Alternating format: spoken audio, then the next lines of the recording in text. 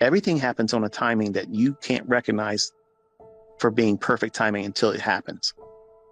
It goes along with the same thing when people ask, how long is it going to take for me to be profitable? I don't know. It happens differently for everyone. But it's directly related to how you think and how you study. What expectations are you placing on yourself? The ones that have very, very reasonable expectations, they're the ones that did the best in terms of timeline, the learning curve, the amount of time. But the ones that have really astronomical results in mind, that they think that they have to do some Olympic feat, they're the ones that many times are having still never met a string of profitability yet, because they're trying to do something external than other than finding a model that repeats in tape reading, not demo trading. And then when they find it in tape reading, then forward test it with a demo for months and be bored with that. Don't rush to the point where, oh yeah, I've done it 6 times the last 2 days. I'm bored with this. It's time for me to start trading with real money. No, you're not ready.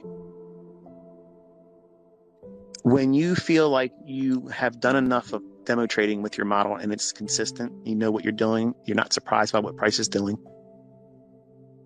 and then you don't care ultimately about the money, but you're going to go into trading a account that yields payout money, something you can trade with a funded account, or if you're putting real money into an account. When you are bored with the demo trading, but you're going to go into it no matter what anybody else would tell you, you're going to do it, but you're only going to trade with one contract and you're going to stick with that, and you actually do that, not trade with more. If your mindset is like that, that is usually where I would agree, but I don't ever tell anybody when to trade with real money. But that would be where we would agree at that time that it's probably sometime at that moment or in the near future, you're probably going to want to transition to trading with real money. But you're going to know when that happens, because no one's going to tell you you're not going to. You've exhausted all the time and interest in doing it in demo only, and you're consistent with it. You're not impulsively pushing the button. You're not romancing the uncertainty. You're embracing that uncertainty. You have tools, you have protocols and things that you trust that deliver. And you believe that while they're not perfect and that you're not going to be perfect, it yields a high degree of probability that is in your favor. So therefore, by repeating and following that same logic, it's reasonable to assume that as long as you don't put exorbitant risk on your trades, you could have a positive outcome. And over time, that positive outcome with one contract can be parlayed up into more contracts used, but the risk never increases percentage-wise. Settle in on 1.5% as a maximum risk. If you're really, really good, trade with half a point of 1% risk when you're first starting with real money. But you're going to say, but I can't make a lot of money doing that. You're a fucking liar. You're a liar. You can make lots of money with that. You can make lots of money with that. You don't understand compound interest. Compound interest is a factor that does all the heavy lifting. You can start with 1/10 of 1%. Just starting and being consistent over time, the compounding effects of increasing as you make more, it's exponential. It literally starts going vertical the longer you keep doing the consistent application of what it is that you found profitability in. It doesn't matter how much you start with. It doesn't matter how much you risk in the beginning if it's small risk. That small risk does more heavier lifting 6 months down the road, 1 year down the road. And inside of 18 months, any of you that have a consistent application of a model that you've framed out, and you're sticking to those models, and you're now learning when to avoid the market's going to be problematic, that in itself is a game changer. That's a game changer. Knowing when you're not going to most likely blow your account or hurt yourself in drawdown. When's it going to be harder for you to trade? Knowing that and sitting outside of the market and having no issues with that. No one's going to influence you to get in it, and you're not going to feel bad that the market maybe have moved even though you were outside of it.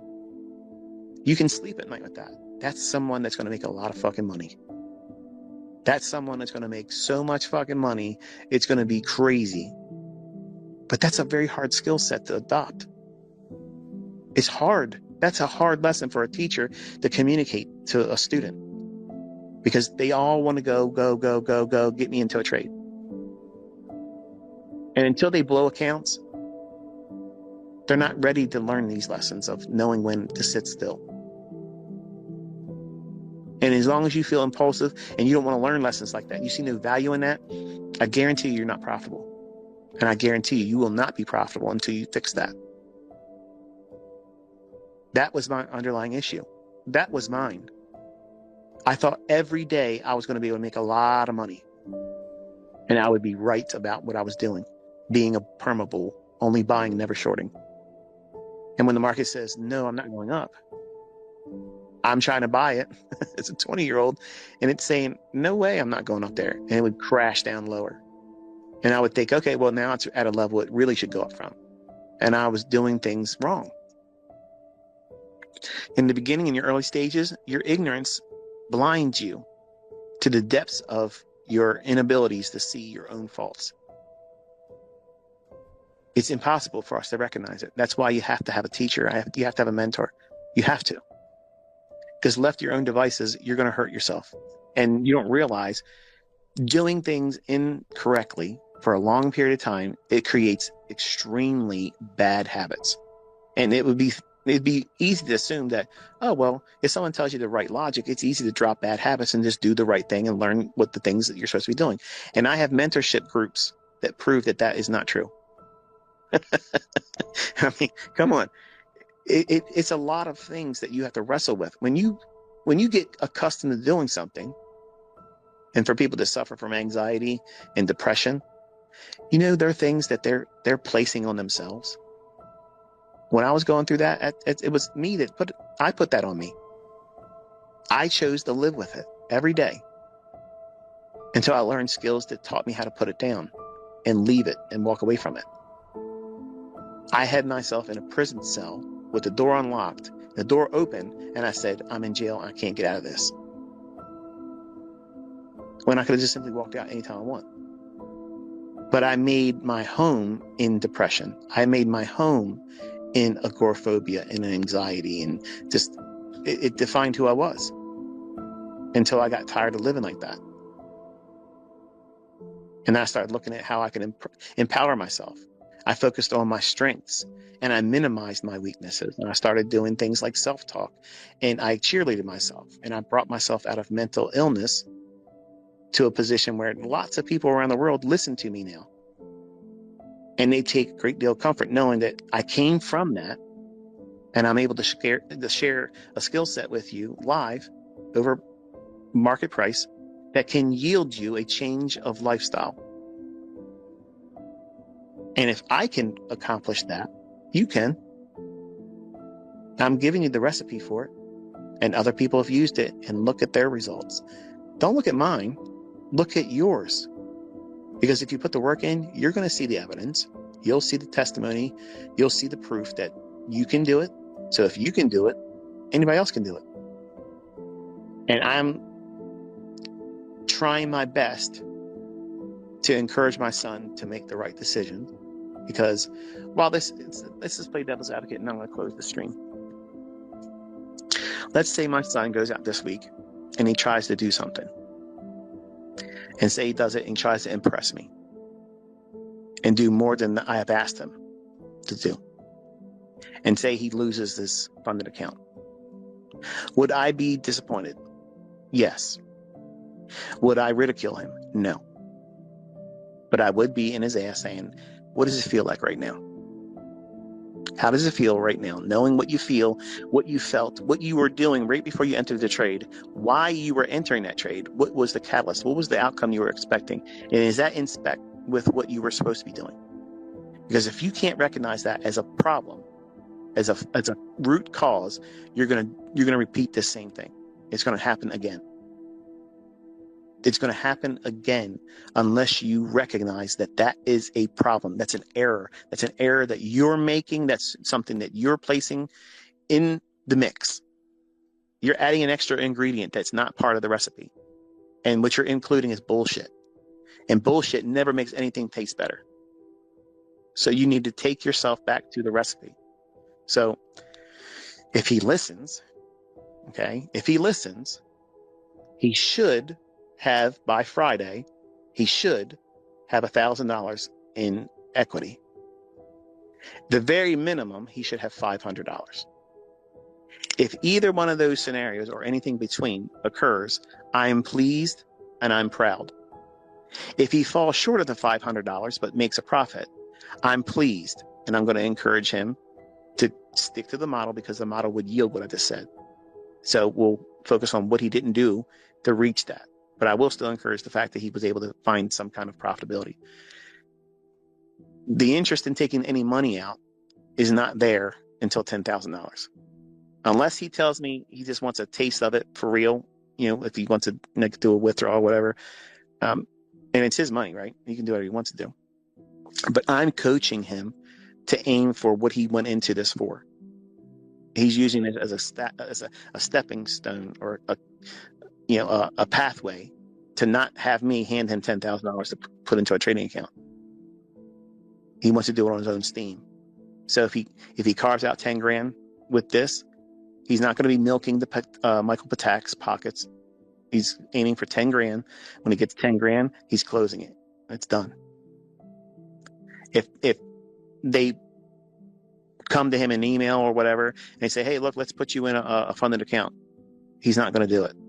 He's not going to pay the fees, and that's not why he's there. All he's trying to do is parlay it up to 10 grand. 10 grand comes out and goes into a real brokerage account. And then he's going to trade that. And then he's going to work towards building up 2 years of living expenses, which is $100,000. And then $50,000 for his equity base. And then once he has that and he's consistent, I will tell him, you're at the right state right now when you feel equipped and ready to do so, because you're consistently doing your trades and you're finding them on your own, and dad's not influencing anything. If you want to quit your job, then by all means, you're ready to do it now. Are you willing to submit to something like that? Chances are no. There ain't no fucking way I'd wait 2 years. As soon as I start making money, I'm quitting my job. Shit, fuck this. I'm done. And you don't realize how hard you're making it. You're going to make it impossible, because now you have to trade, and not just have to trade, but you have to trade profitably. You have made it so much harder for you, and the performance anxiety that you don't realize is going to be a factor is going to be insurmountable. And that's why you need 2 years, because you can relax. You can take a month off of trading with 2 years of living expenses. If things start to get stressful, you start feeling that initial, oh my goodness, did I quit my job too soon? Because that's going to happen. That is absolutely going to happen. But you have 2 years of making your ends meet.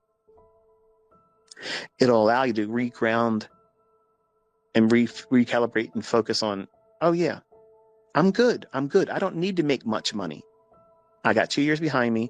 I got plenty of money in my account. I don't take crazy risks. I don't take a what-if trade. I don't do the hope and pray model. I'm waiting for my setup. I'm avoiding the bad problematic times. So I know what I'm doing. I just got a little nervous there, and I'm reminding myself that I'm in a position where I don't have to do anything right now. And that's important as a trader. You got to be in a position mentally, physically, and financially where you don't have to take that next setup that you see is good. Are you willing to let that next good trade go? It's funny, when you lose money, it's easy for you to do that. When you start trading with real money, you're going to feel that. And I'm going to say it again because you probably went over your head. When you take a losing trade, or you're doing a losing streak, okay, 2 or 3 trades now, and you've been stopped out, that's normal. There's nothing wrong with that. But what will happen is you're going to see a setup that is absolutely cherry. So perfect. A1 setup. Perfect textbook. This is the one you do maximum leverage in. And you're going to say, I'm afraid to take that trade. And it's going to yield perfectly. And you're going to be upset that you allowed that losing streak, or that last losing trade. It's going to distort your perspective, and you won't want to take that trade. because you're going to be fearful. What happens if I lose?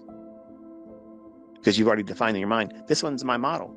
I didn't trade on the other ones with my model, and I pushed it. I entered too soon. I tried to anticipate the setup and getting in before I should have, and I got hurt. And then when you see the actual model in your charts, you see it, the setup's there, the framing of the risk is modest to low, and the output and yield on the trade is 5-to-1 or higher. That's a textbook entry. That's a textbook setup, but you don't take it because you took a losing trade and there it is. You're gonna experience that. But when you start trading with real money and you don't have a job, you're gonna have that same feeling, but it's gonna be magnified way beyond what you felt just because you had a losing trade. Because now you're thinking, I have to make money. Eventually, if I sit around and do nothing for 2 years, I've depleted that money. That's not what the goal is. The goal is not to deplete that money. It's your insurance. It's your cushion. That is your fuck you money. That is your, when Carl says, hey, we're short on people, the boss said he'll come back with you with a 50% raise. Fuck you, Carl, and tell that boss to fuck himself too. That's what that is. That's fuck you money. That's you ain't got to get a job today money. That's you, I ain't got to do anything today money. And that includes trading at the top of the list. So when you see your setups, are you comfortable with letting those setups go when you're in a position where you have to make money? Think about that now. So you're all in a rush to skip through all the required necessities in learning all about yourself, the difficulties of navigating troubled markets, difficult markets. And you all want to make a lot of money right now because you want to quit your job and you're going to live off of that one big payout. Even a $100,000 payout isn't going to make you consistently profitable and able to quit your job. I promise you, do some work and look at these individuals that made these really big payouts. Some of them have been very honest, and I have a lot of respect for that. They come out and they said, look, I made a lot of money. I got some really big payouts. And then I don't know what's happening. I just can't make any money. I keep failing. I keep failing this. I keep failing that. So what are they feeling? I guarantee you they probably made the change and this is all they're going to do for money. And now they have performance anxiety. And that's perfectly normal.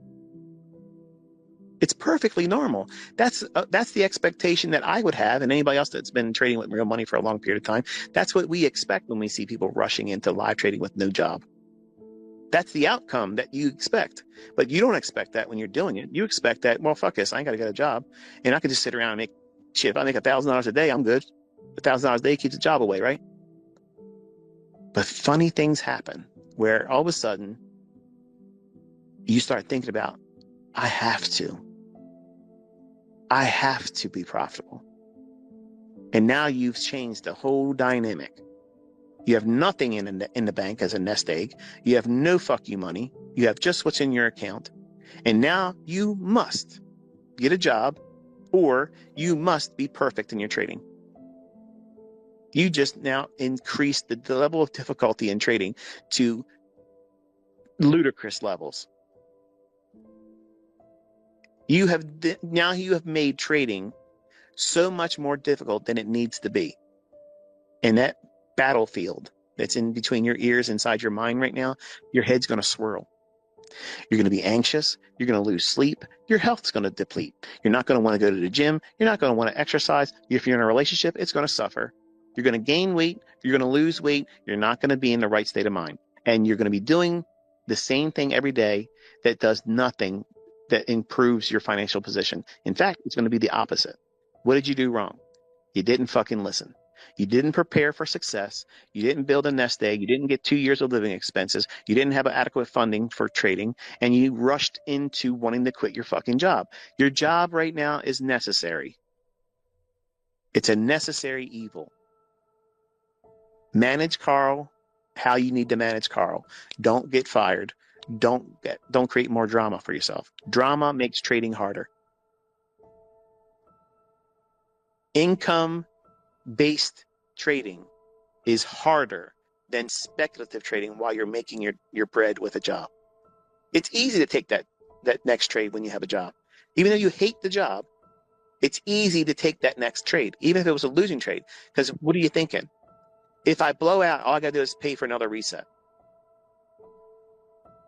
But you are not going to think that way when you're trading for a living and you don't have a nest egg of 2 years of living expenses and you're not properly funded. You're not going to think that at all. You're like, fuck,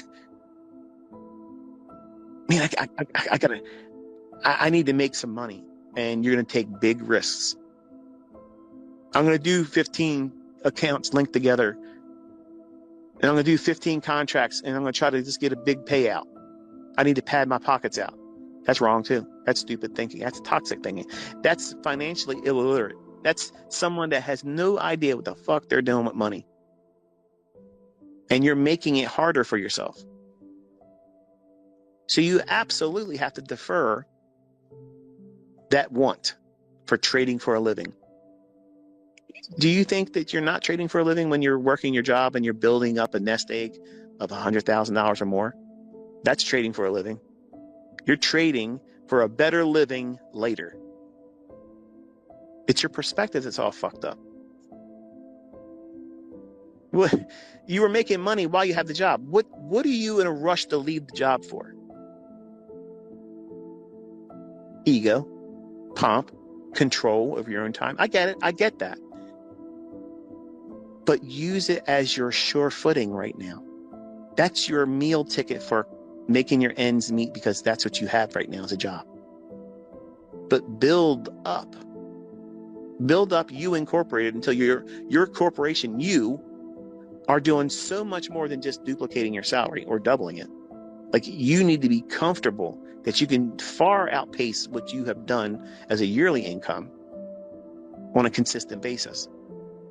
Because if you can have output like that, when you are properly funded with 2 years of fuck you money, and you have a well properly funded account, and you have a skill set that you didn't rush that skill set into, it's going to be performance anxiety place over top, because you now need to make money because your job is no longer your breadwinner. It's your trading profitably is your breadwinner. You now just increased the level of difficulty higher than it needs to be. But if your output, while you're not emotionally driven to trade, you're not trying to trade every single day, you can recognize when the market's likely to be more problematic. So you're going to be highly selective. And you know how to manage money, and you know how to parlay your money. That means let the heavy lifting of compound interest do it all. You're never increasing your risk. If you start with your parameter at, I'm never going to risk more than 0.5%. I'm never going to risk more than 1%. As your equity increases, you're going to control more contracts or lots if you're trading Forex. But the percentage basis of what you're taking on as a risk is never increasing percentage-wise. But because the new equity allows and affords you to be able to trade larger, you're still taking the same measured percentage risk. It's never increasing. But you need to subscribe to whatever that is initially and live there. When you start trading with your own money for a living, start with a low threshold. And I'm telling you, the better traders are going to be trading with less than 1%. But I can't get rich. Man, go fuck yourself in your ignorance. You have no idea what you're talking about. Math, rudimentary math escapes you if you think you can't get rich trading with 1.5 of 1%. It doesn't matter what you start with. The consistency model is it's important. And as you make more money, that compounding effect literally starts to send the market equity curve through the roof. And here's the thing. If you live below your means for 5 years in that condition, you allow yourself to build a huge net worth. If you're making lots of money and you're going out there and throwing it away in diminishing assets, which are really liabilities, buying cars, okay? Buying cars, buying toys, when that money could be put into interest-bearing vehicles, that's financial illiteracy too. If you're financially illiterate, you can make a lot of money and be broke real fast. And there's a few of them on social media right now that it's going to be a wonderful case study to see him right back in the poorhouse. and they can't even see it coming. But they're going to smile on the camera and say, "You can't take it with you." They can't take it with them. but they can't hold on to it either. New money rarely holds on to money. It just happens like that. And I'm teaching you as a student and as my son, Caleb, you see what I do with my money. I could afford a whole lot more stuff. I could be doing all kinds of stupid shit. But that's not what financially literate people do. I love the peace of mind knowing that I don't have to do a fucking thing ever, ever, ever, ever, ever. And I'm loaded. I have money making money for me, and I don't need to trade. Ever, ever, ever. I don't need to make mentorships and sell them. I don't need to make YouTube videos for ad revenue. I don't need to do shit.